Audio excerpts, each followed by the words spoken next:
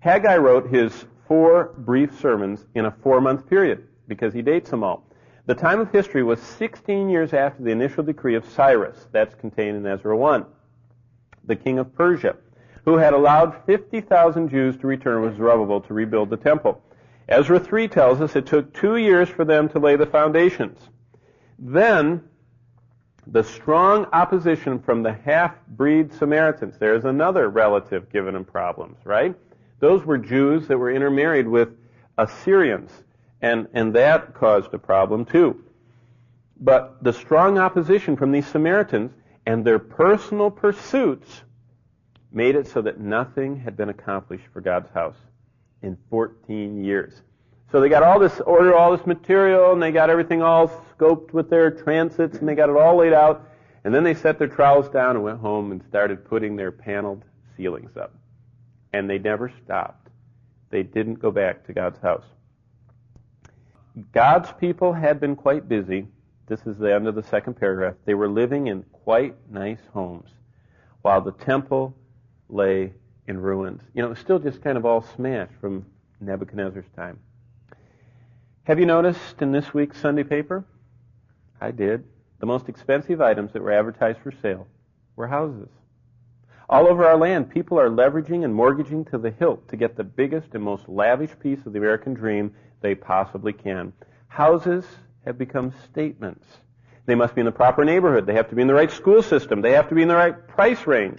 No time or expense, there's a evolutionary typo, expense, is spared in having absolutely every dream materialized. Countless hours are consumed, and priceless time is invested. And then the furnishings and decor are poured in at a fierce pace. The result?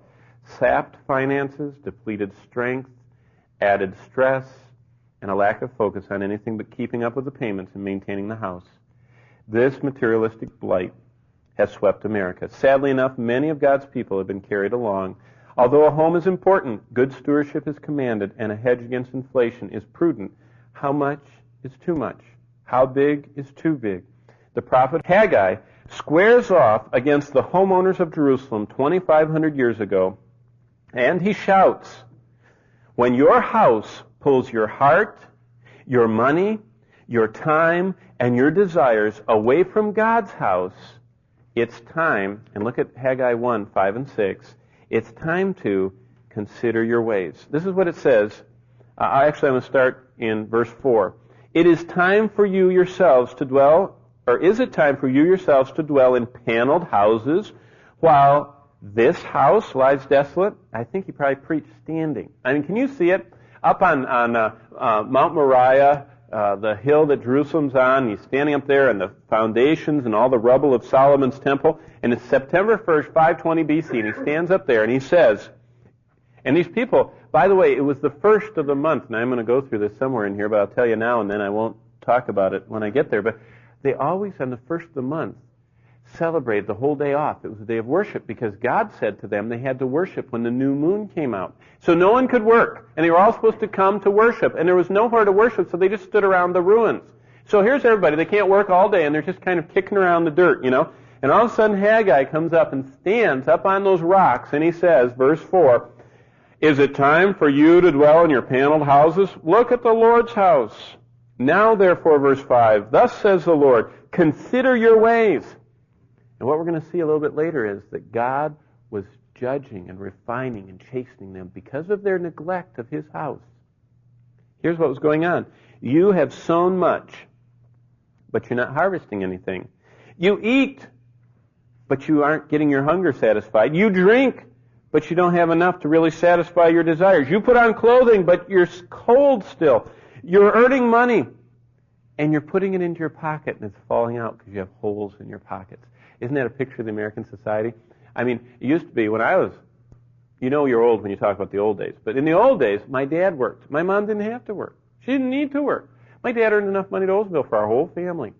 I mean, we ate, we had a car, we had a house, and he was just an hourly worker. That's the old days. But it's not anymore. Both are working.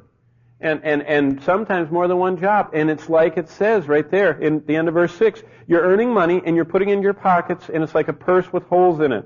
Verse 7. Thus says the Lord of hosts, consider your ways. Top of page 3. When the first message of Haggai was delivered, 1:1, the timing was perfect. God chose for him to speak on the first day of Elul, the 6th month. This was a month after the annual remembrance of the destruction of the temple in 586. That was in the 5th month that it was destroyed. On the 9th of Av. It was a time already set aside for worship, as I said. The first day of the month was always set aside for the Lord as a holy time. And I want to read to you Numbers 28, because I think it's very interesting, and a lot of people don't realize how often the Israelites worship. It says, at the beginning of your months, Numbers 28:11, you shall present a burnt offering to the Lord. So all these people were supposed to bring something to burn to the Lord, and there was no place to burn it. There was no temple. And for 14 years, they'd come up there and didn't even have to kill their animal because they had not bothered to build a temple, to build an altar to worship the Lord. And Numbers 28:11 continues by saying, bring 2 young bulls, bring 1 ram, and bring 7 lambs in their first year without blemish. While the people were waiting before the Lord, Haggai preaches this first message of 4.